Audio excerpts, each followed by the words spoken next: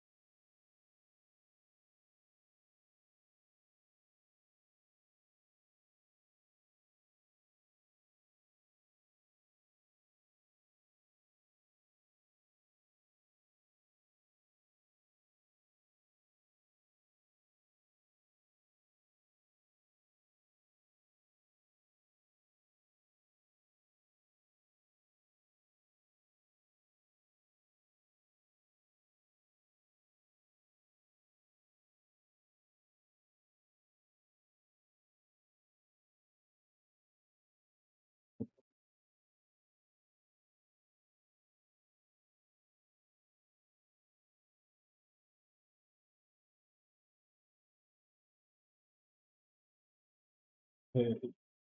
Uh, Medium. There we are. Okay. Matchup. We'll have to set that up once. Mm, uh, Have the deck images. Just have to see. You hear me on stream?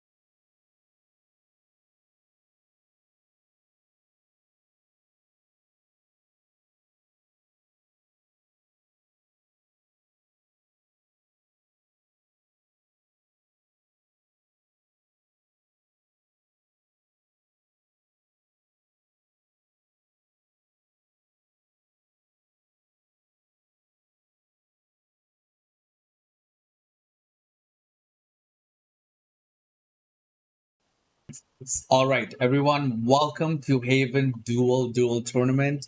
My name is Dev. We have Tony and Luigi with us, and we're so excited for this amazing new custom format that we've cooked up. So, just to explain you the rules, everyone is allowed to play two colors of a single IP. So you can bring an Ichigo or with a blue Ichigo with a purple Ichigo, or you can mix up a yellow Yuji with a red Yuji or a green Saitama with a yellow Saitama. It's very exciting to see. It's going to be single IP but multicolor. We wanted to do something cool. So that's why we wanted to do this free tournament for everyone to enjoy. I'll pass it over to Tony to explain another new thing that we're trying out this tournament.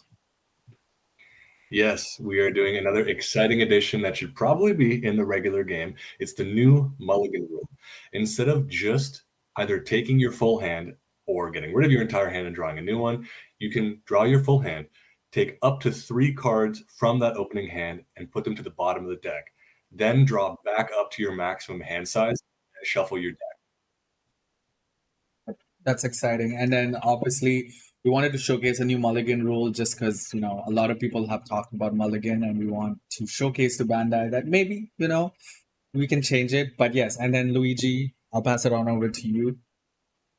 Yeah, and then I'd like to thank Game Shack as well for sponsoring the event today, giving us all the prizing for all the players. And yeah, I can't wait to see how this tournament goes. And hopefully it's a nice, fun little mix-up on the formula than your typical UA setting. So Awesome. So what we're going to do is we're going to set up table 1.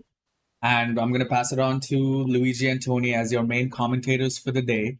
They're going to be commentating all the games, and so you guys can take it away. We're going to be right back in 10 seconds. But yeah.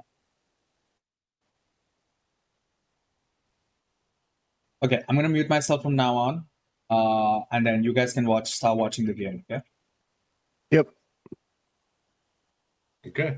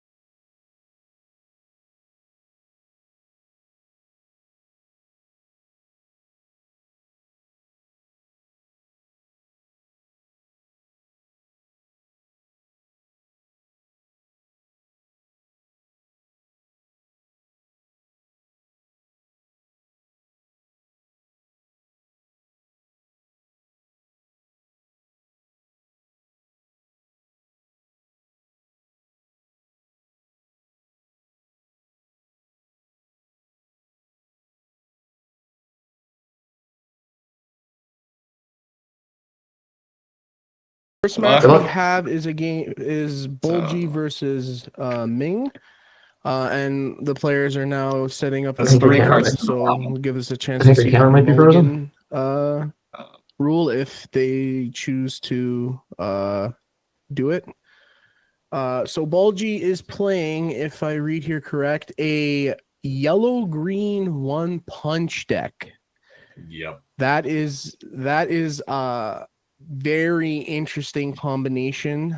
The 15 cost mixed with the 5 cost impact double damage, or the impact 3 damage 7 Saitama is going to be very interesting to see and how this all unfolds. Yeah. Shout out Bulgy Milk. I've met that guy before. We're pals. I've played up against his yellow and green Saitama many times, so to see them combined like this is pretty interesting. He is a menace on that green Saitama. You would think that deck doesn't have a lot of ways to get around hyper aggro, but the splashing in of the yellow Genos, that sticky block ability, rebound from the grave, being able to just cheat out stuff is so powerful, and your willingness to be able to just get rid of stuff in your hand, on your board, to boost up that 15 cost Saitama is really an interesting mesh of both. I do really want to see how this turns out. Yeah, it's very interesting. And then his opponent, Ming, if I'm looking at this correctly, we've got a purple blue bleach deck.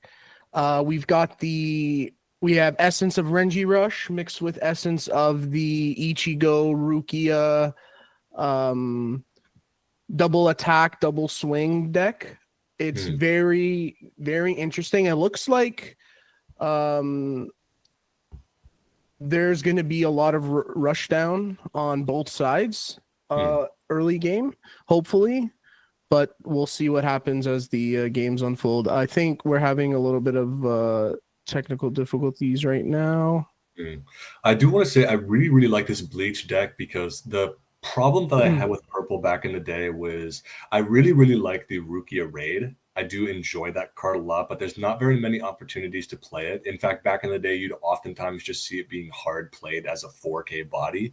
But now with the blue Rukias, there's a lot of support for that character. Not meant to be in purple, but for this tournament's sake, you will see the 0-cost Rukia being raided into the 4-cost purple.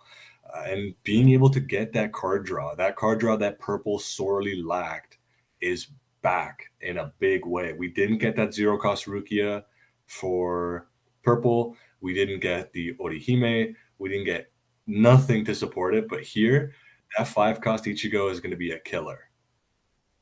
Yeah, not to mention you have the classic Renji in the mix as well.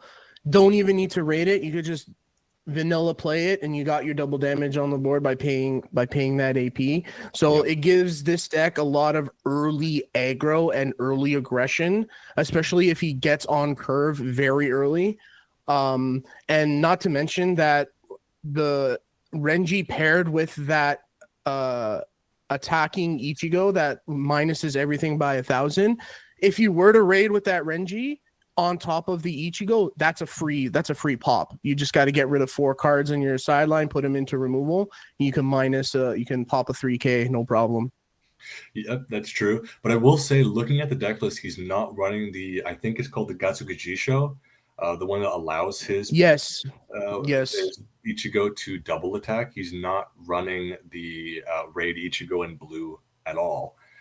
He is running Byakuya, which is interesting. I really like this card too.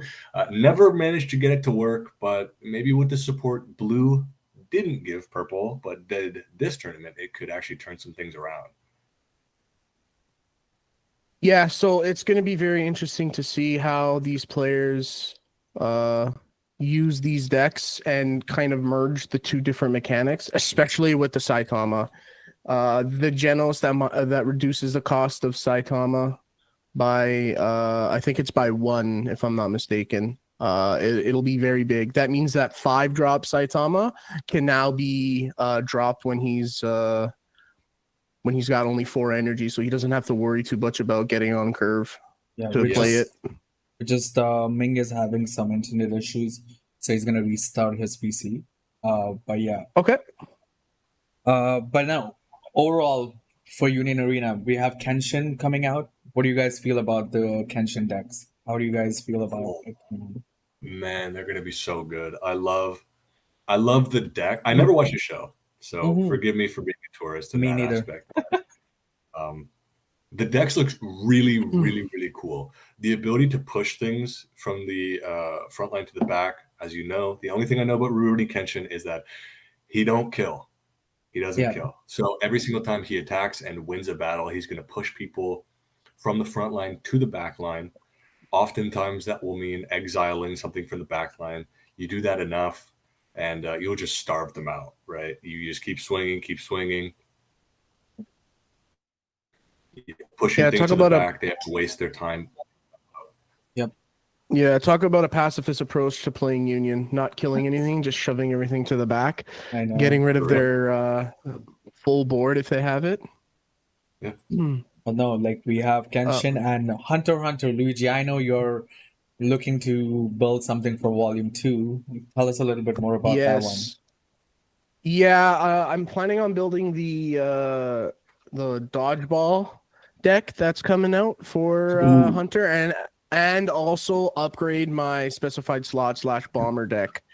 So it's going to be very interesting to see, and hopefully the new decks are good in the meta. Yeah. We do have Bandai Card Fest next week, so we're gonna see a lot of the meta shift happening there. I don't know. Do you Yep. guys think Roy Mustang is still gonna be on top from Gen Con, or you think one of the Attack on Titans or Lancelot has a chance to shine? What do you guys think? I'm a bit of a hater of Roy Mustang. I don't think I that don't like I'm that. personally. I think that the time of in the sun of Full Metal Alchemist will come to an end faster than even Demon Slayer. Like I think the AOT, Rurouni Kenshin, even the new Hunter x Hunter will overshadow it so fast. Even though it brought to the table some cool stuff, I think that we're going to see a lot more exciting decks coming up very soon. Yep. What do you think, Yeah, Luigi? I can't wait. I'm not a big fan of Mustang either. I Okay. don't think it's as strong as people say. The fact that you need Hawkeye and Mustang on the board for the full combo to go into effect kind of takes away a lot from the deck itself.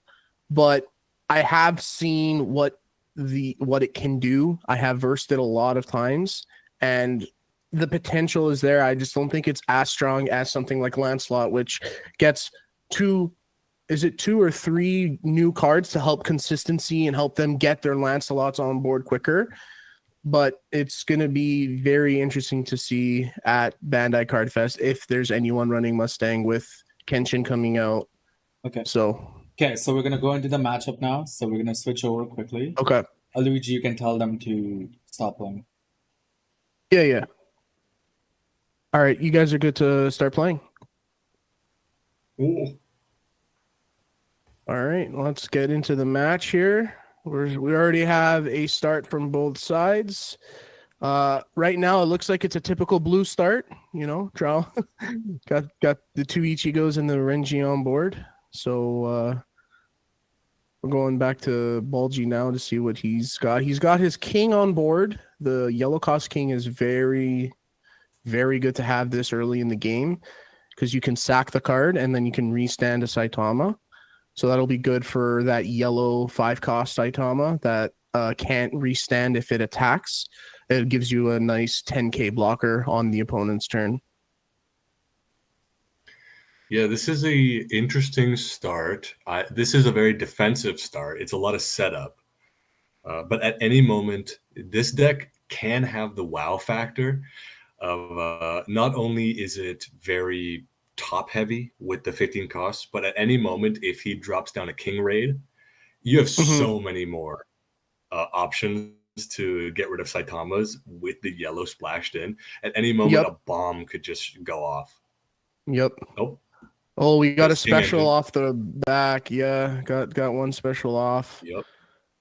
But, well, that kind of hamstrings the aggro a bit. Yep. Yep. There's a Saitama coming down, and it's early. And the Genos. Genos is early. He said, "No, you. I'm the aggro player now." Yep. Oh, we got a Byakuya. Okay. No. Yep. Byakuya raid not going to be too useful in this matchup specifically. Maybe in another one. Maybe in another life. Hey, if he's got I think it's 10 cards in sideline or something, and he can just pop that Saitama if he could use it. Yeah, maybe. Especially with that Ichigo raid. If he sees it, just dumps the whole stack, puts it in removal by Saitama, gets that pop. I think the only way the Bleach player can win right now is if he finds a way to dump his entire hand into raids. Yeah, there goes the Byakuya raid. He needs to have some Ichigo raids, some Rukia raids, some way to set up himself because the Saitama player set up enough, even with just those first two turns. It's oh man, it's an uphill battle. Getting rid of that Rukia raid is very important, and we saw how that it could draw too. Looking at the top card with that Oetsu, Decides he doesn't need it, so he's gonna put it on the bottom. Oh, Okay, little kill. special. Little killer. Special. Yep. Gets bounced Get back free to the 2 hand. damage. Draw a card and another card. swing. Add to hand. Okay. Hand, Very, very good play on Ming as well to get rid of that Genos. Keep his board at bay. Yep. The thing is though, he rated the Genos, his green Genos. So he doesn't have that -1 for the Saitama anymore. So now if he has another yellow in his hand it is now a 5 cost.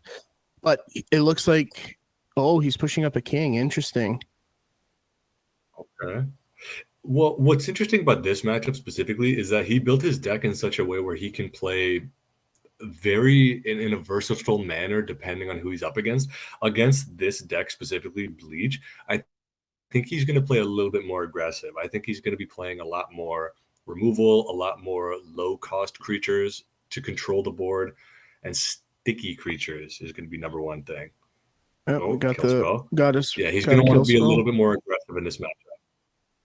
Yep, and as I say, he got rid of his green Saitama. He puts another one on board, so now he is back on curve. Can play that 5-drop yellow Saitama for 4 costs without having to worry too much about it.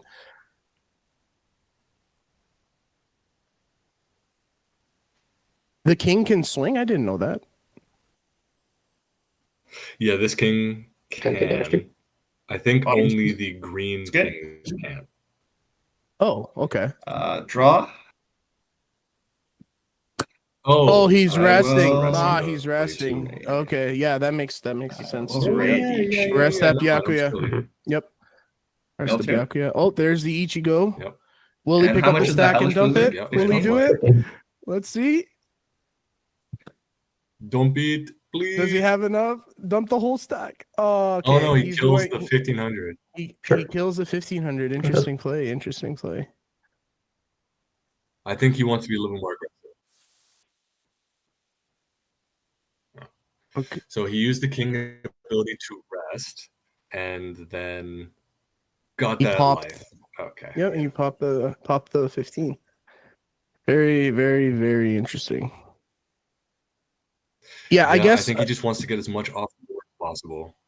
Yeah, and I guess when you swing with that Saitama, he doesn't have a blocker. And because he pushed the king up, he now has 2 slots full where he can't block. So he can only play 2 characters that can really block. So I guess removing that baby was kind of a smart play on him, so that way he can kind of mitigate and control Bulgy Milk's board. Yeah, and you're not going to win if you're not playing aggressive against this type of deck, because like I said before, it can play top heavy and it can play low to the ground. You need to get that damage in whenever you can. You cannot afford to wait. Yeah, it's there we go. We see the Renji Vanilla play in the back line and protect it. Yep. Yeah, but is it going to be enough? He's going to get, Lord knows, he might not even get a single damage in this turn. He will probably get 1 in because the king can't block and he's got the Ichigo raid up. So it'll be the Byakuya raid. Okay. Never mind. He's doing things. He's doing things. Lord knows he's doing things. Yeah, he's got two swings on board now. Let's see if he. Oh, got to draw a card. Okay. Another swing. Draw. Another draw. Okay. Okay. That's not bad. Not bad. Back it up is great, but not going to be enough.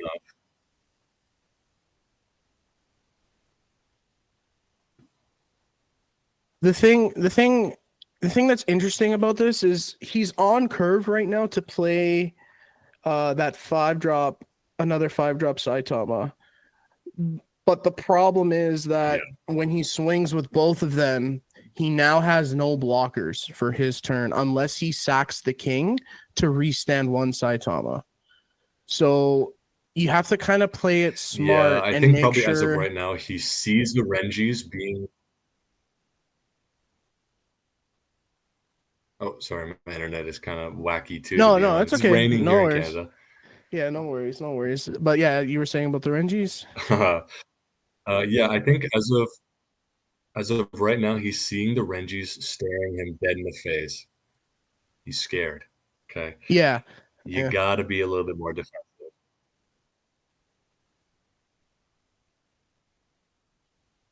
It's raining in all of Canada. yeah. Got the double energy Genos on the front. Interesting. Okay. Yeah, he So doesn't want to get hit. You see those double yeah. damages staring at you in the face, and you get scared.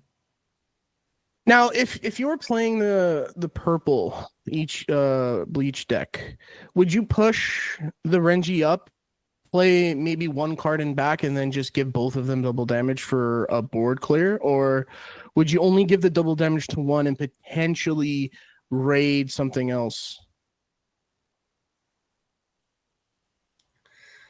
I think in this context, you have to take into account the way your opponent is playing, and seeing them play nothing but characters on the front line tapped will give you all the information you need that they are running on fumes. Right, you want to Right. clear that board as fast as possible because every AP they waste playing cards in the front line is an AP they're Oh, not spending on kill spells and raids on things like that. You want to just the push, double push, push. damage.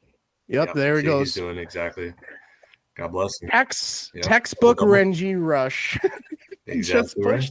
push them up, play one card if Yep. it's a What can you do? spell, and just swing with those double damage, force them to block, especially when you're at 2 life. You've gotta. But I think this might be. Ooh, he gets the special, so he's gonna stay at 1 life. Oh, that is so unfortunate. Wow. That is something you don't want to see, especially when you have game. That is very unfortunate. Leaves him alive with But 1 I life. don't think it'll matter that much, to be honest. That going for he's trying to get that king. I think he's trying to search for that king so he can maybe play. Oh, guess he didn't see what he wanted in that search. And he's gonna just trash it. Interesting. He must have a really good hand. You just can't do anything with it. Now that Blizzard, that's the event search Yeah, it's one, the right? dichotomy. Yep. Yep. Yeah, that's the one you look for an event. Yeah. Works not very well in this deck, to be honest. I don't know Yep. if you want to search for any event in particular. Yeah, you get a hero. Unless you which search is for a kill okay. spell. Oh, he gets the Yeah, raid but off? at this Okay. point in the game, it's not going to be too relevant. Okay, and he can get back the hero if he wants. I mean, the kill spell will be very good for him because he got a special in life. He got rid of that Ichigo, and if he was searching for another kill spell, he can get rid of 1 Renji to mitigate his double damage for next turn, and that also reduces his blockers from 3 to 2. Because right now he's got 3 swings. He's got the Saitama, he's got the King, and he's got now the Blizzard with 1 AP left. So it'll be interesting to see. The 15 cost Saitama is reduced to 12 right now, 12 energy, because he's got 15 in sideline. Very, very, very interesting turn of events here right now. Yeah, I think it might just be delaying the inevitable, though. Sadly, I think it's gonna come down to who can outlast. And right now, it's looking like the board presence of the Bleach player is going to be a little bit more impactful. Yeah, the thing is that as a Bleach player myself, having 2 double energies in the back, that's all you need. Everything else that you see, you just play to the front, just swarm the front with bodies, chump blockers to kind of mitigate damage. So Saitama swings, loses Yep. 1. That's a 3K, unless he bumped it. I don't know if he bumped it or not. No, he actually trashed 2 cards to make it 4K, which is The something color. that Blizzard can do. Doesn't happen Yep. very often. Oh, Let's see what he plays. He color just might save him a little bit. Yep. Interesting. So the color trigger for the purple is play a card 2 or less set active to the front line. So Yep. he's going to play the Ichigo here. And I think he might have an Ichigo raid. This will be interesting here. Oh, plays the If it is, Lugia in this the might back. be game. I don't know if it's game. There's no impact on board unless he gives it to the Byakuya. Well, okay. Well, there it goes. Yeah. Ichigo is impact. Ichigo He's is impact. Trying to yes. probably fish for the 5 stars. Ichigo impact, yeah. Dropping 2. There it is. Last but not least, yep. The impact Ichigo impact. It's as simple as that.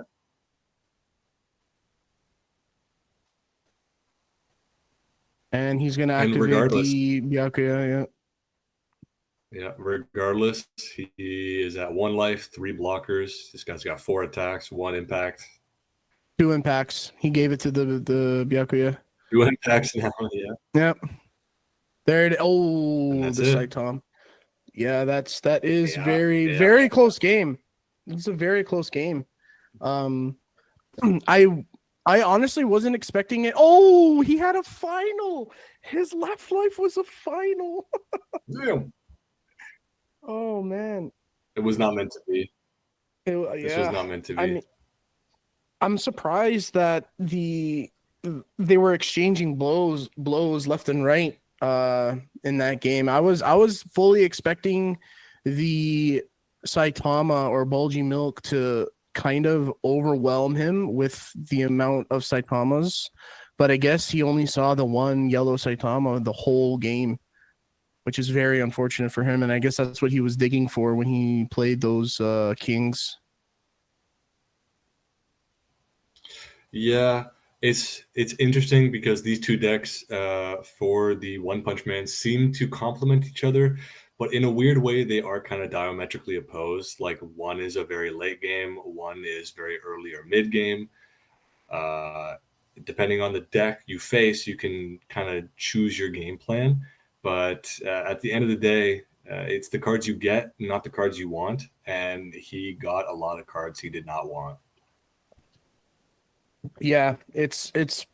I mean, he did see the 2 specials in his life to kind of help him, but the first the first special at the beginning of the game is kind of a write-off, so to speak. You don't want to see that early. You want to see that later in the game when he's swinging with big bodies and you need to take that damage. Yeah. All right, so that'll be the first game.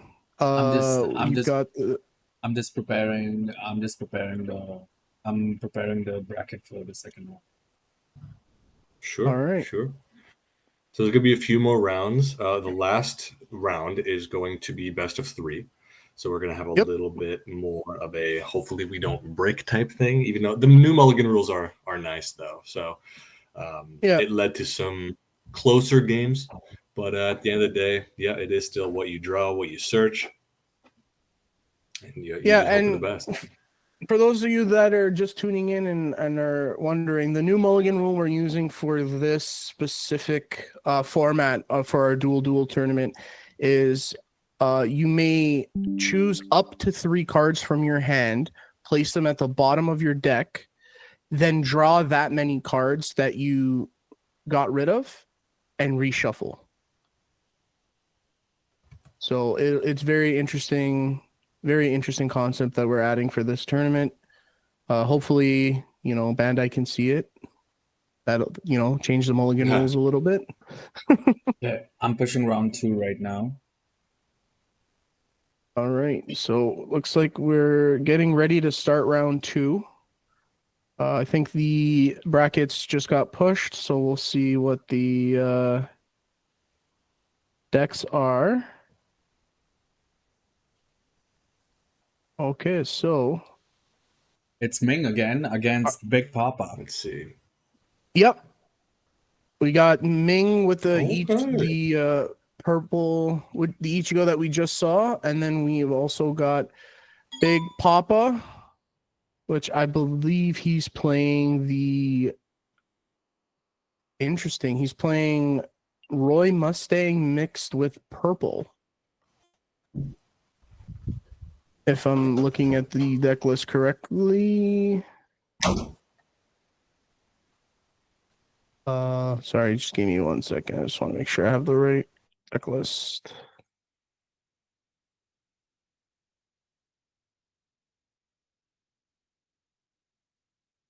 Playing Roy. Right?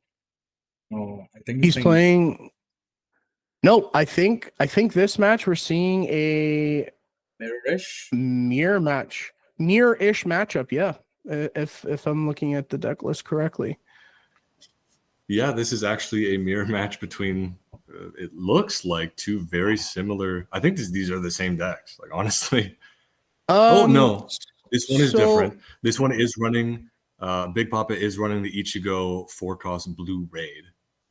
Yep, but he's not running the This Is on Getsu. Interesting, because Let's go to the game. the thing that makes blue the thing that makes blue so strong is that he can use the This Is on Getsu to make that Ichigo swing twice. Yeah, it seems like he's running a little bit more of a control variant. Also, I'm sorry, I relocated. The internet issues are fine with me now. Yeah, it looks like he's running a little bit more of a control-y variant because the Gatsuga Jisho variant of blue with the double swings and double draws works well, but in a purple edition deck, the one where you can run those Rukia raids, the one where you can run those 5-cost Ichigos, it's really, really good stuff. Yeah. But so correct me if I'm wrong, that Getsuga Juji show, is it any Ichigo or is it the blue Ichigo? Because if it's any Ichigo, you can give that to the Impact Ichigo and have him swing twice. For The way it works, I believe, is if this card is discarded by the effect of an Ichigo, I think. So it has to be an Ichigo that actively says discard a card.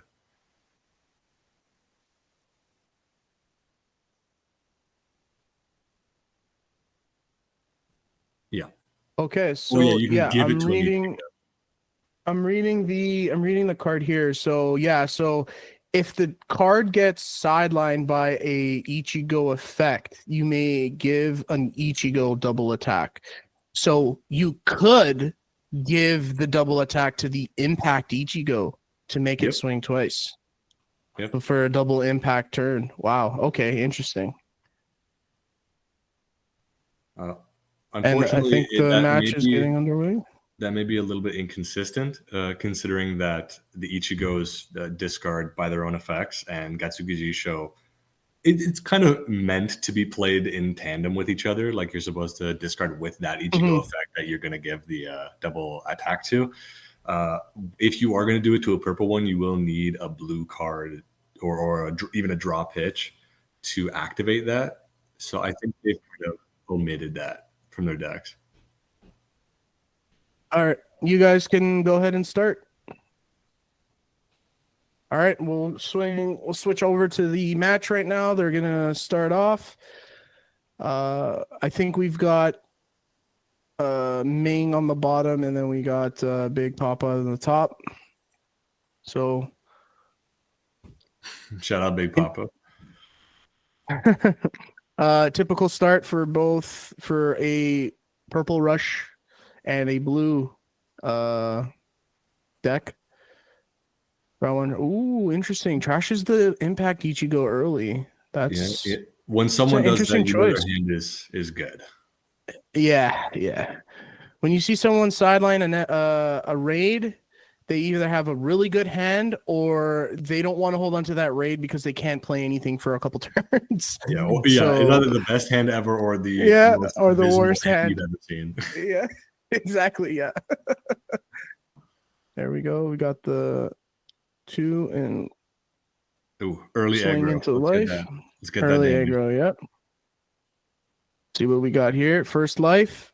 Nothing. No trigger. Ooh, that double energy Ichigo. You love it. You love to see it in hand and play it, but in life you just not the best. There is a rule: if you're playing purple bleach, your deck has like a million triggers, and there's only like 3 with no trigger. But there will always be a 3-cost Ichigo there. That's the rule. Yes. Yep, that is the rule. You play. At least I play the deck. Most of my deck are active triggers. The only non-triggers I have are those Ichigos right there, and I run 4 of. Yep. So they're always in my life. At least one, always. Doesn't matter. All right, so we have Ming building board here. He's got 5 energy now. See what he plays. Yeah, drops another one. There it There's is. the raid. Rukia raid. Yep. The best raid to play in the beginning, because even if it does get killed immediately, you do get that card draw. Yeah, I just wish that it wasn't draw 3, trash 2. You don't think I wish so? it was that's maybe. great. I mean, it can be good unless you're sitting on a really good hand. Then if you draw, I don't know what is a good example of like the cards you would draw, but if you're sitting on 2 removal spells and raids and you draw 2 raids again, you have to kind of decide what you want to get rid of if your hand is full of raids and removal. So it's very, I don't run it that much. I used to run it a lot, but there's no point in running it if you're not going to run the Byakuya support. I will say I do love that card. Just the ability to stack your deck or to stack your graveyard. Since we didn't get that 0-cost Rukia, please, Japan, give us that 0-cost Rukia. I want to stack I want to just dump cards into my grave, so that threat of the 5-cost Ichigo will just ruin you. It's the there it psychological goes. warfare. Oh, kill spell. Okay. Yep. Got Kill killed. spell. Yep. Yep. Bye, Rukia. Bye. The activate main on the Rukia is really good though. The give something 500, I believe it is. Give It's one solid. of your cards an extra 500. So if you're battling against a 5k and your card is 4,500, that could be that extra 500 could be the boost just to, threaten that 5k on the board. Yeah. Make them It's more block it or relevant take now than it was at the time the card was released. I'll tell you that much. Yes. I think every set so far has had at least 1 or 2 5Ks in the whole set. Yeah, sometimes bigger. So, yep. Sometimes, if you're playing the AOT deck, I think it's a 6K, right? If I'm not mistaken, one of the Titans. Got those big. Yeah, the big Titans. Although they reduce your frontline size by 1 when you play it, but yeah. And we've got a kill spell. Yep, tit for tat. When you're playing mirror decks, you play your Rukia, kill it. I'll play my Rukia and kill your Rukia. Speaking of Rukia. Yep. More and another one. Wow.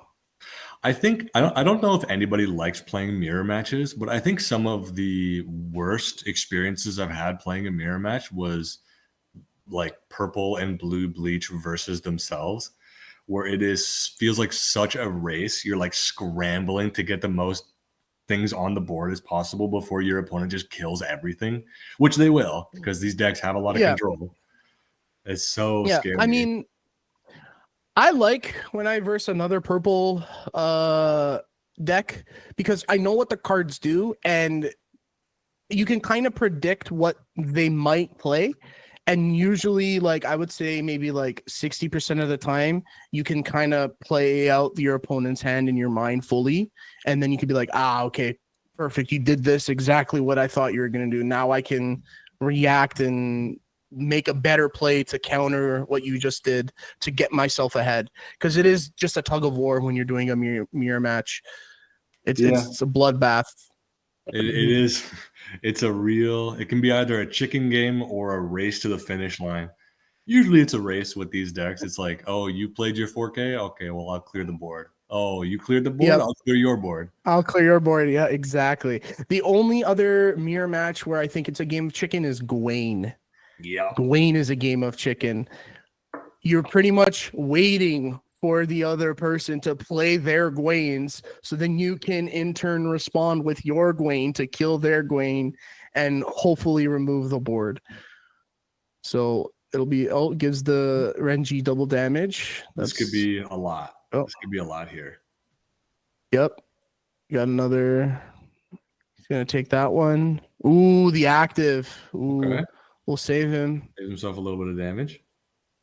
Yep. And we'll see what the last one is. Ooh, the color. That's really good when you're playing as purple. Yep. You get that card out that you. Is he going to play the Udio? Or is he going to play the Ichigo? Purple, an underrated color trigger, to be honest. Yep. One of my favorite color triggers. Yeah. All eyes on blue. All eyes on... not red. All eyes on blue and yellow. And, yeah, the red color trigger is not the best. No. And the green one is really not the best. It depends. I think their green color trigger can be very helpful, and when you compare it to the red color trigger, the red color trigger will never trigger unless you are in the early game and you're playing the rookie rush strat and you swing into life and then you get that color trigger, it'll pop a 2,500 or less. But usually when you get to late game, if you have one or two color triggers in life, it's a dead card. It's not going to matter. Yeah. Unless you're pushing just one chump blocker up, then yeah, sure. But other than that, it's just a dead card in life, especially late game. I've played my fair share of green decks, and I can count the amount of times that color trigger was even able to be used, let alone was useful on like one disfigured hand, to be honest. Yeah, because the green color trigger is you could play anything anywhere from your hand, but it has to be 2 or less, correct? Yes. And it's rested? Yes. Or yeah, so okay. So. Maybe they should change it to active, Maybe so that we could be. It does come in active, yeah. It does come in active. Okay, yeah. Then there. Okay, so then yeah, I think. Think about the only downside is from your hand. Like what? Oh my God, spell in life. Gosh. Kill spell. Oh, don't like it, and gets rid of the Rukia. Okay, it's very interesting when people play a Rukia, like even when people were trying to figure out how to use Rukia back at the beginning when Bleach came out, everyone would target it right away. If there was a Renji on board, a Rukia, and an Ichigo, Impact Ichigo, they would go for the Rukia. I don't know why. It doesn't make sense. The Rukia the activate main is sideline a card, give something a 500. Sure. If you think that extra 500 is a threat, go for it, remove it. But you've got a Renji that'll get double damage for sure next turn if it's not dead. And you've got the Impact Ichigo, especially if they've got a full sideline. That Impact Ichigo should be your number one priority. Oh, wow. Yeah. Then now Oh. you say that you were talking about the purple Ichigo. You take that if you were saying that in regards to the blue, no, sorry, not Ichigo, Rukia, who's the blue Rukia, that is a kill on sight card. That is a scary card. Yeah, but no, purple is not the relevant. But yeah, Big Papa takes it home with that was Rukia is insane. Blue Rukia is a card I've wanted to talk about for a while. Blue Rukia is, I think, one of the most high roll or die roll cards of all time. If that stays longer than one turn, I think you instantly win, right? I mean, it depends. Because they can... I don't know if it's an insta win, but it's definitely my front line is now -1. I need to get rid of this card. They're not going to special that card because they're going to keep it there rested because their Rukia is there. So it's a matter of, I guess, you're kind of bleeding in a sense when you have that rested card and you can't do anything with it. Yeah. You have to kind of focus that Rukia. It's a lot of psychological damage too, because it's like, okay, he played the blue Rukia. I'm now basically -1 on my board size. Do I just kill it myself? Do I like push something up and just like kind of just say like, okay, I don't care about this card anymore? Like, if you can't kill the blue Rukia, you got to take the initiative. You got to get rid of that card, because if you can't kill it the turn it's played, you're screwed. Yeah, and I have seen players with a full front board push one up, a chump blocker. It's not even a good card. They just push one up just to get rid of that rested card if they can't deal with it, which is unfortunate. But when you can't deal with it, then yes, it is a very, very annoying card to have on board. Unless you're playing Toto. If you're playing Toto, then you say bye-bye, go to the back line, and then your card will restand at the beginning of your next turn. So you can kind of save it that way. When you're playing Toto, your priorities are like inverse. Like, you're playing a different game when you're playing Toto. You don't really care what your opponent does. You're sitting there like, okay, play your cards. You're sitting there saying, play your cards. If I see a 2 or more energy generator, it's coming to the front. It's not lasting long back there. You raid. If you're playing against like a Sukuna, for example, and you see those Yujis in the back, or that Gojo, or some other double energy generator in the back, you're pretty much saying, go ahead, raid your Sukuna. I'm raiding my Toto. Move that Sukuna to the back line and bring that double energy up, so you don't have the energy to play next turn potentially. Yeah. So this is coming from a guy who plays blue SAO. So at any moment, if I'm like, oh, maybe I can afford to raid over like this card and move up the double energy generating Kirito to the front, and then I can swap it back next turn. No. Yes. If you have 2 double energy generators in the back, like, it's getting moved up, the double damage, you got to block. It's like your whole board is just inverted. Like, he is screwing you over to the nth degree. You're done. Not to mention, you have the Mechamaru raid. So if your double energy is 3K or less, I'm popping it, because Amiwa is definitely on the board. I'm raiding the Mechamaru, and it's dying whether you like it or not. Yeah. Some of the best aggro, some of the best like position disruption, some of the best like everything control. Like, it's such a good deck. I wish more people played it.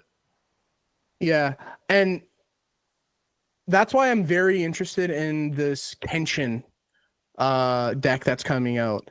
Moving one of your opponent's characters, they get to choose, I believe, if I'm not mistaken, correct? They get to choose which card they can move. Yep.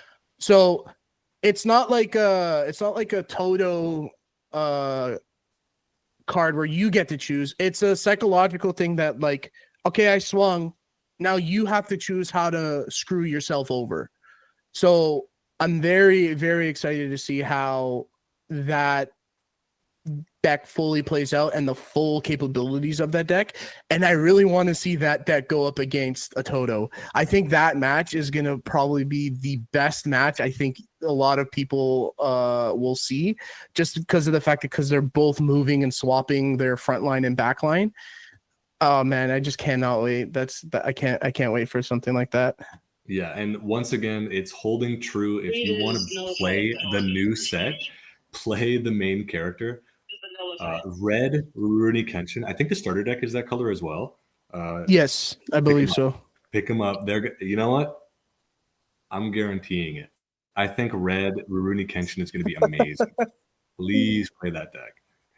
Now, I know there have been I know there has been some speculation with the banned card, if I'm not mistaken, because I think there was some rumors going around saying that there's going to be one card in the red deck that is either reduced in the amount you can run, like it was for Sukuna and Yuji, or it might just be straight up not printed or not released in NA. I don't know if it is 100% now. It is. It is. So we Okay. we don't get a, it's a rare red card that basically if you don't have anything on the board, it becomes 0 cost. It's a 2 cost and it's a 3k. And if your opponent blocks with it, they don't die. They move to the energy line. Okay. So it's Interesting. it's not being printed out in the North of America. So it doesn't change the deck that much, to be honest. I tried yesterday building it. It doesn't change the deck that much. It's just the deck is not as aggressive as it could have been. I see. Okay. That'll be interesting. Be aggressive. I think they're kind of moving away from the hyper aggro because that's really all the game was for like a while, and now they're like trying to get more combo in. Like Kaiju number 8 is coming out. That's obviously going to be a big one. But really, Kenshin, they kind of want it to be more like control positions of the board. Yeah, it's going to be interesting to see if that card has a big impact on red, because if you look at the metas between Japan and North America, they're like polar opposites of each other. Japan loves running cards to maximize the deck's potential, so you'll see a lot of Japanese decks run like 10 non-triggers because they're not building their deck around, oh, what if it's in my life situation. They're building it around, how do I maximize the potential and consistency of this deck? But when you look at NA, a lot of players build it around their triggers. They try to keep their triggers, I think, under 6, but it hinders your way of thinking and hinders a lot of decks' potentials, because you have one really good card that has no trigger, but then if you put it in your deck, you will see more consistency. You will see more of that card and potentially more other cards depending on the card's effect. So I just think that the two metas are insane, and I'm glad that both metas are different, because when we eventually get to Worlds, you'll see that clash of the two metas together, and we'll ultimately see whose meta is the best meta. Yeah, I think that's the thing that's like just a difference in culture, because you see it in fighting games as well. Like the way the Japanese do fighting game tier lists is based off of like first to like 10s, first to like 100s, right? They do it like that. And even in card games, like you said, the consistency is key. So I think in their mind, like, yeah, the no triggers will lead to them losing games here and there, and it's very frustrating. But the consistency of games over like hundreds and hundreds and hundreds of matches is really what matters more to them. But in NA, it's like, I'm not saying we're wrong. It's like a kill spell in life can swing a lost game into a won game. So why not have as many triggers? A 3K restand can win you the game. A kill spell can win you the game. These raids can win you the game. Yep. But Japanese people, the Japanese meta is more like, let's make sure my deck can do the thing it wants to do as often and as consistently as humanly possible, and then we'll just grind out like a million games. And I mean, that's correct too.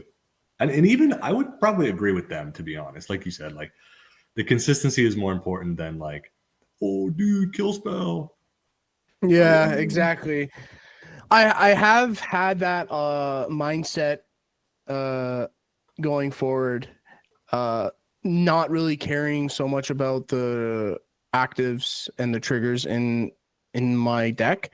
If the card benefits me in getting things on the board and leveling out my curve, then I would probably run it more. And I think NA is starting to slowly adopt that. I mean, at least for me, I don't run 4 finals. I run 3, sometimes 2 if I'm feeling a little aggressive or I think Adventurous. that adventurous, exactly, yeah. So, and I think looking at a lot of the newer decks, a lot of people have been running only 3 finals. So Yeah. I think our mindset in NA is starting to change slightly. But then you have decks like Kenshin that come out and everyone's just like, oh, rush, let's just do it. Let's go. Swarm the board. Go, go, go, go, go. So it's gonna be I think I hope everything just kind of balances out. Yeah, the Rurouni Kenshin cards are some of my favorites because it's like a very flavorful deck because Rurouni himself, regardless of if you rate it or not, like every Rurouni card has like if it wins a battle, it doesn't kill, it pushes to the back line. Even if you hard play the raid without rating it, you do still get that effect. Mm-hmm. And when you do raid it, whenever you attack, it's when attacking, pitch a card from your hand and set it back to active. So it's essentially double attack every turn.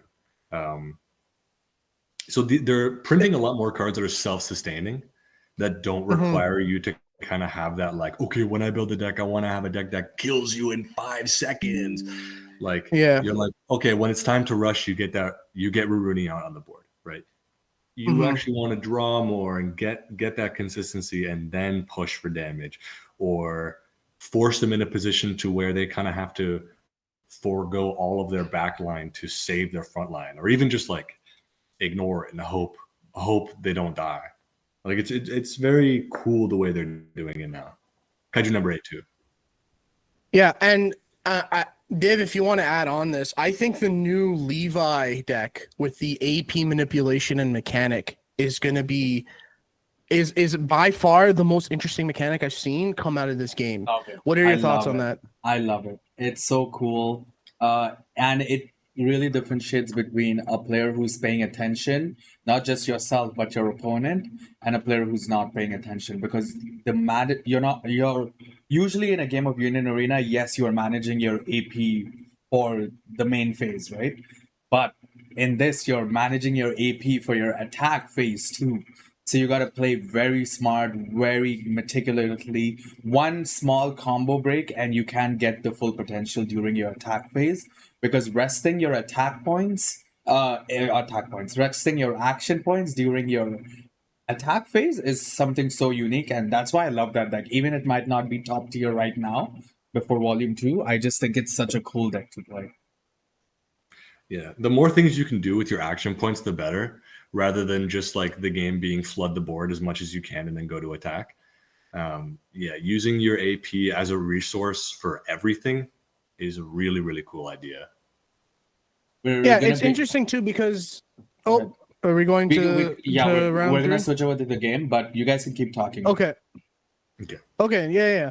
I was gonna say there have been with the AP manipulation, there have been times where either a misplay on my part or just because I couldn't do much, where when I go into attack phase, I have 1, maybe 2 AP active, and they're just there. I can't do anything with them, right? So the Levi deck giving you the ability to be like, oh, you can't play cards with your AP. That's okay. When you go to attack phase, use your AP to get your Levi to swing more. Or in other instances, if you have 2 or more AP stand, you can give it snipe as well. So you're pretty much swinging and sniping a card and killing something that you would want to remove from the board anyways, right? Without having to waste a kill spell. So I think Union needs a lot of those unique mechanics added to their game to keep it fresh, to keep it engaging, and to kind of shake up meta, especially when for the longest time we've had Gwaine, we've had the Renji Rush. So these new sets coming out are kind of shaking that meta a little bit instead of I play this card whiteboard. You know? So, I think the number one thing this game needs is because the game kind of went in a direction where everything dies instantly. Every deck has like back in the day, it was like you had your kill spell and you had like 5 cost Ichigo, and that's about it. Yes. But now it's like if your deck doesn't have like basically 14 ways to kill something on site, you're just gonna lose. So the game needs a lot more like stickiness, characters that cannot be targeted, characters that bounce back to the hand, characters that bounce cards from like the graveyard back to front line or back line. I think the game needs a lot more of that because even now, like Kaiju number 8 is going to come out and that is going to kill us. Yeah. All right. Okay, so we received word that the contestants are ready to get underway. We are in the finals right now. It is a best of 3. We've got Reverse Waterfall versus Big Papa. So this is going to be a very interesting match. Yeah, the new deck we got, well, not new anymore, but we got Full Metal Alchemist, blue and purple versus the same decks before, Bleach, purple and blue. Yep. Also, just want to give a big shout out to Game Check as well for sponsoring this event.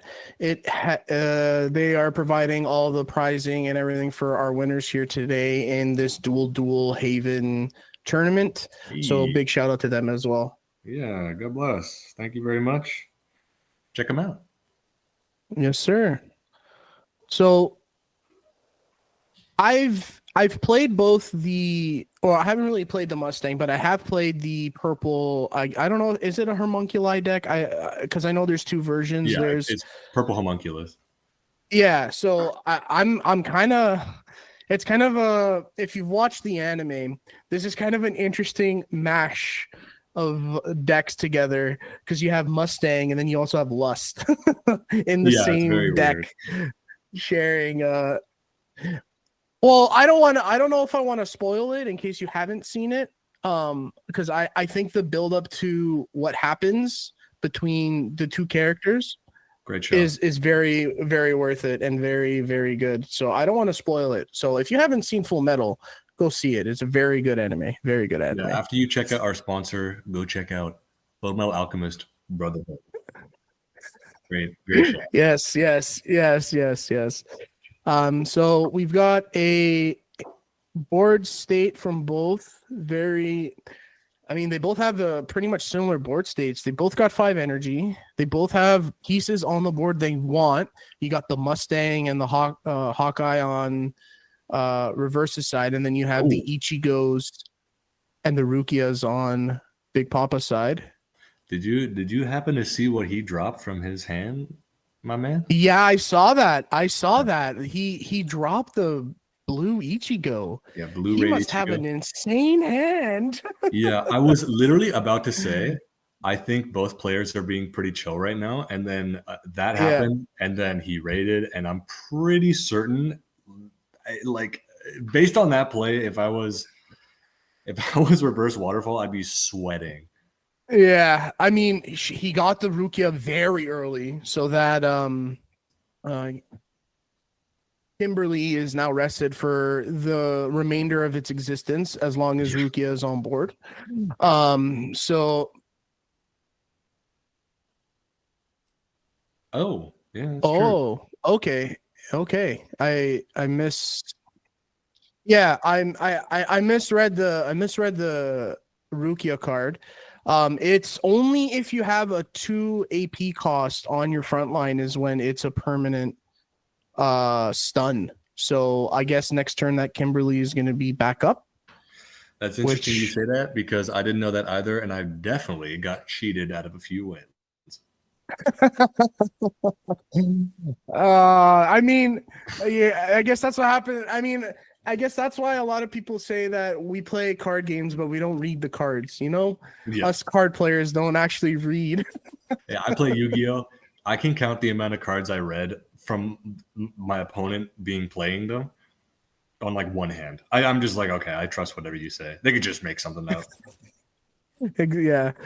That's funny though. But okay, so we got a Hawkeye and a Mustang on board.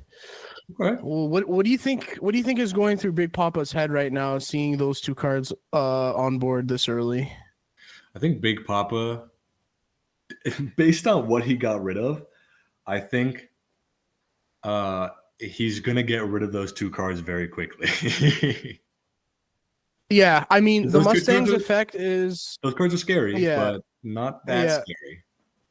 I mean the Mustang's effect is every time he swings, he can remove up to 2 cards or an indefinite amount of cards, unlimited amount of cards from your hand to add 1k extra, and you get to pop something. So I think the threat of that, and yep, as you say that, oh, he specialed it. Interesting. Oh, Interesting. never mind. That's Now I'm very sweating. interesting. Oh, he Okay, yeah. gets a He's showing it off. special. Damn, he's showing off the special. A lot of kill Special spells for tonight. special. Yeah. Yeah, this is crazy. Yeah, especially for the first game Yeah, that's UA though. of the best of 3. Yeah, that is UA. What? Yeah, I think they're just explaining now what the effects and that Kimberly is going to be restood at the end of this turn. Yeah, there we go. Yep. Oh.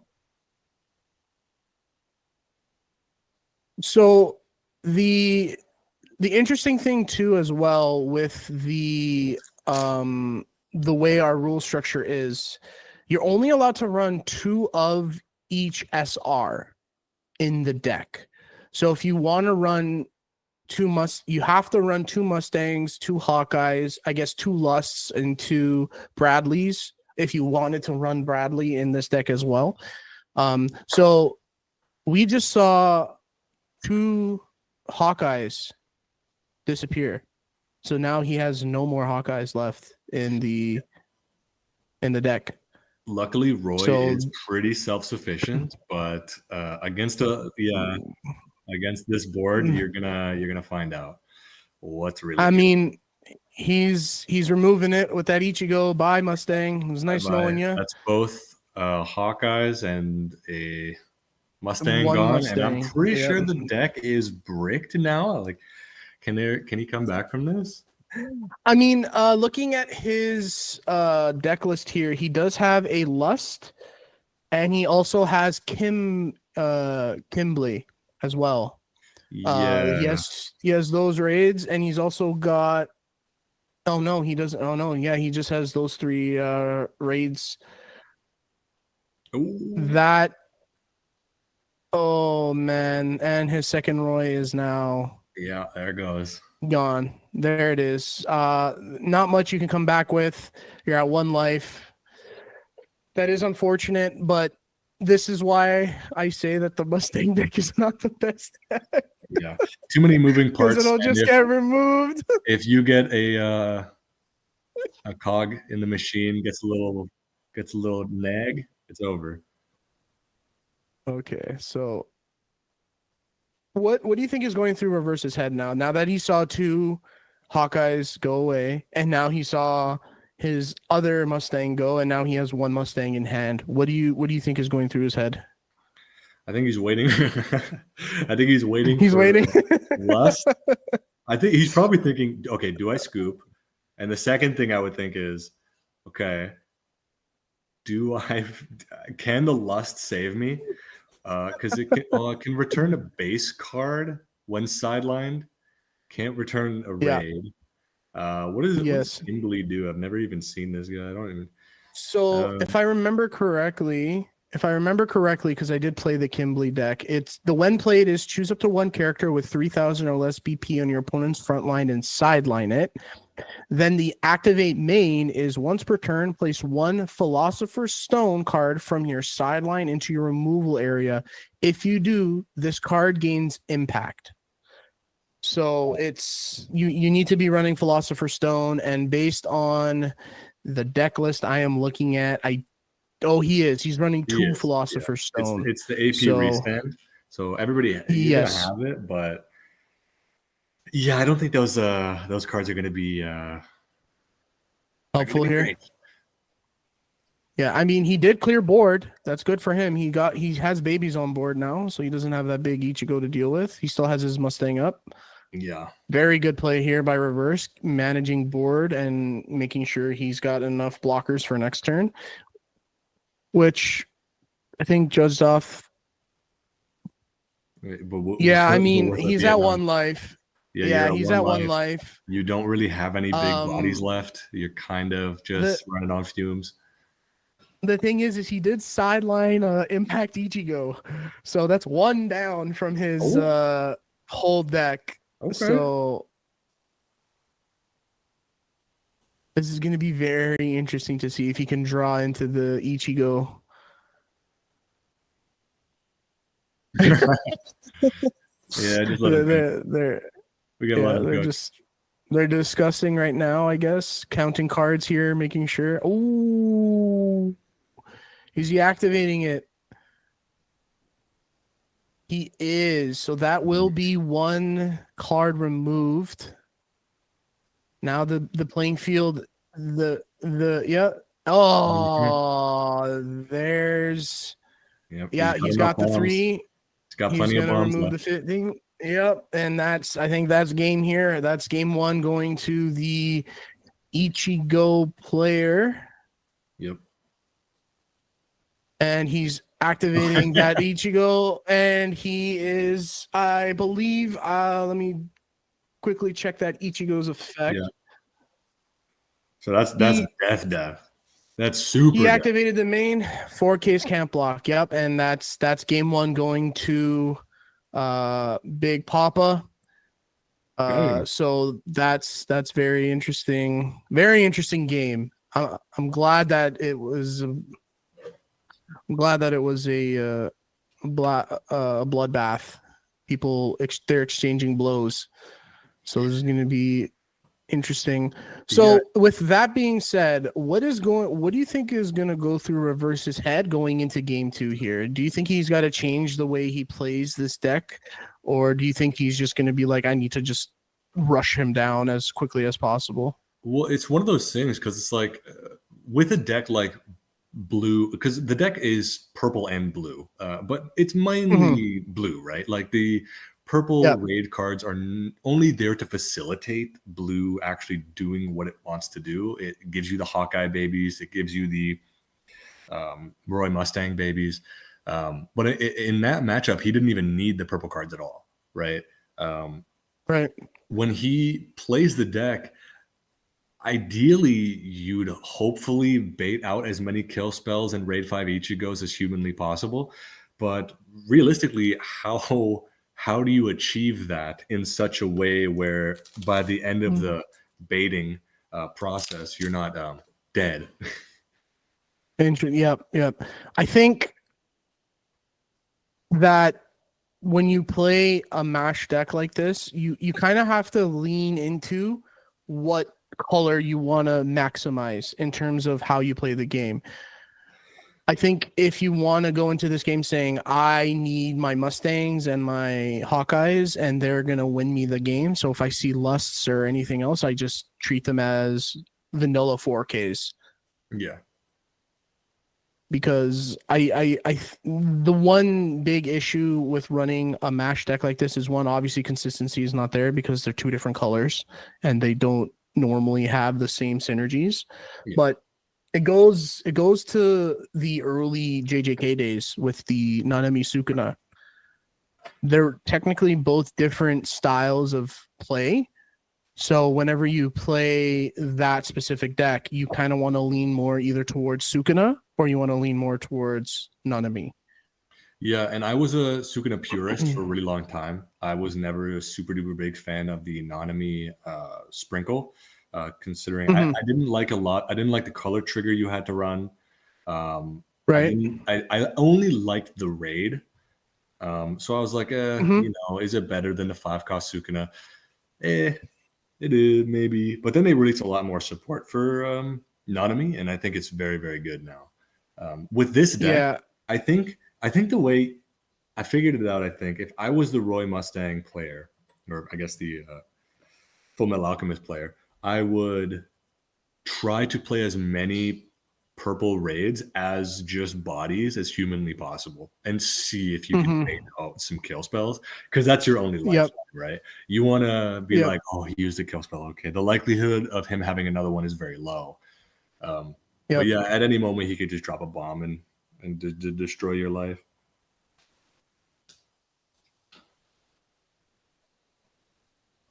Oh, So interesting start here. I think the blue player went first. Oh wow. I think the it's Brick. Full Metal player may have bricked. Oh, it's Brick City. Yeah. He's removing cards. Oh no. That is very unfortunate. You hate to see it. Oh man. That's unfortunate. Downright unlikely. That is yeah, that is that's tough to see. I mean, I've had my fair share of turn 3 bricks where you're just sitting there and you're just like, hurry up and swing and my suffering. I don't want to sit here anymore. But to see it happen to other players is just it still hurts. Yeah. You know, because now you see you see here, and he's got a full board. The Big Papa's got the full board. 2 Renjis just ready for next turn for double damage. So that's 4. Yeah. Unless he can get something out in the front, right? So and that's I can't think of a deck I'd want to break against less than Renji. Yep. Yeah, you definitely don't want to break against Renji. So it is going to be unfortunate. So if he pushes up here, I think he's going to do a lot. Yeah, he's going to do a lot of damage here. Yeah. The AP drew, which is interesting. I mean, you might as well. I would have just popped 2 AP and played something, and that's it, and just swung. Yep, exactly. Well, the double damage. You just got 1 to spare, right? You're just like, hopefully he gets lucky. Ooh, an active, second double, any kill spells. Oh, the final. Oh no. Yeah. Can't win them all. Oh no, you hate to see that. Or one. Oh wait, was that this? Oh, it was a kill spell. Was that a special? Oh, it was a kill spell. Oh, was okay. It? Yeah, because he had 4 on board. Now he's only got 3. Or was it a bounce? He had 4 swings. It might have been a blue color trigger because he would have killed the Renjis if it was a kill spell. Yeah, the Renji's in the sideline. Oh, it was a color trigger. Okay, interesting. Trigger, yeah. Okay, so then that is, I guess that's the only time where the blue color trigger actually works. Nah, blue's so good. Blue's so good. I'm kidding. Yeah. That's unfortunate though, but I guess he can come back. It's not over yet. He's got his Lust on board. Yeah, Lust is on there. Hopefully it'll distract the opponent and you can come back from this. Yep. It was a kill spell. So that's interesting. Okay. I think it might have been a give up angle. Oh. He's got the Mustang. Yeah, Philosopher's Stone in the swing. Mustang. That's good. Yep, he's got the Kimberly ready, and he's gonna pop hand that he doesn't want. Doesn't need it. No, he's got 1 card left. No, he's got 1 card left. 1. That's all you need. Swinging with the Mustang. Yep. Oh, the active. Oh man. Yeah, you hate to see it. Or you love to see it. That is super. Oh yeah, obviously, yeah, 100%. You love to see it if you're the opponent. 2 Lusts now out. 1 on board, 1 in sideline. So that's it for Lust. You're not seeing any more of those SRs for the rest of the game. Yeah. I think if I was playing the Bleach deck, I would have just pushed those 2 cards and then swing. I mean, I would have. You push up, you play something in the back, pay for a double damage, and just go, right? Yeah. I mean, down to 2 cards. There's, and he's only got 2 blockers, so you swing with the. Never mind. He has the kill spell, and he's pulling the double damage. That's a big fat win. Ouch. Oh wait, no, he can block. He can block. He's only got 2 attackers, so he's gonna. I would. Oh, he's taking it. He just gives up. Yeah. Oh, I can't blame him. That is so unfortunate. Oh, he's got You got a final in life. Oh Boom. man, and a special. That is insane. Yeah, it was not man. meant to be. It was not meant to be. Oh man, that is super unfortunate. That is super unfortunate. Well, I mean, it's tough, man. When you mix two decks together, it's hard to do. So yeah, consistency is not going to be there, which is super unfortunate. But that is UA. What might seem initially as a synergistic approach may not actually end up being that great. Sadly, with the Hawkeye, not Tua, the Hawkeye deck, and the and the Roy Mustang, you can't afford to only have two of those. Even if Lust can get you those babies back, and Yep. you can get some impact, and that's good. Don't get me wrong, I'm not flaming, but yeah, both of them are gone, and you lose the game instantly. Big Papa takes the Haven Dual tournament today. Yeah, shout out Big Papa winning the games. Yes, sir. Now, I believe it was 8 packs. They get 8 packs and one of each winner cards, if I'm not mistaken. Yeah, and custom action points as well. Custom AP. Custom AP. Yep. So and shout out to everyone else that played. It's not like everyone in this tournament today is gonna go away empty-handed. All our players here today are getting something for participating in our Haven Dual tournament. So even though, you know, it sucks to see maybe you didn't make top 3 or maybe you didn't place as well, you still get to go home with something. And hopefully that, you know, raises your spirits slightly, even though you didn't perform as good as you thought you were going to perform today. Yep. Don't feel too bad. You're getting some packs, and that's better. That's a better feeling. Cracking packs is better than anything you could hope for. So you're still a happy guy. Yeah. All right, guys. But anyway, so I think that'll wrap us up here. I just want to shout out to Game Shack again for sponsoring today's tournament and giving the prizing for all our players here today. Shout out to all the players for showing up, even though it is a rare battle weekend here in North America for everything. They still showed up, played, maybe missed a couple rare battles, but now we have released them. They can go do their rare battles that they want to do. Thanks, everyone. Before you close it off, yeah, go ahead, Div. Yeah. This is the first time we're going to announce it, but we are going to be hosting a Gundam tournament in the near future.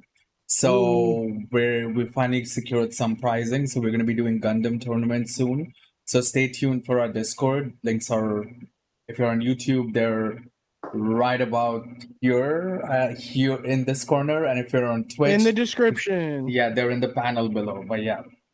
And if you play any card games, join. We're going to be branching out. We're going to be talking about Digimon. We're going to be talking about UVS. Great game, by the way. You probably never heard of it, but it's good. Gundam, obviously, he said. UA, we just did it. Card game lovers, join the Discord. Yes. So I'd like to thank everyone for coming out today. Thank you for watching. If you were watching the battles today unfold in our Dual, I'm Squeegee signing off. Tony's signing off. Okay, too. No one else is. And no I'm one's signing gonna. off too. No, you see my name. I'm Tony for you. I do YouTube Tony. as well. I'm a guy. I talk about religion. Sorry, I thought I was gonna get cued in. No. Go ahead, Tony. I'm a professional YouTuber. Signing off. Okay. And special shout out to Adrian, managing the logistics in the back end. Obviously, you can't see him here, but yeah, he was managing everything. But thank you, everyone, and have a great evening. Yes. Take care. Peace.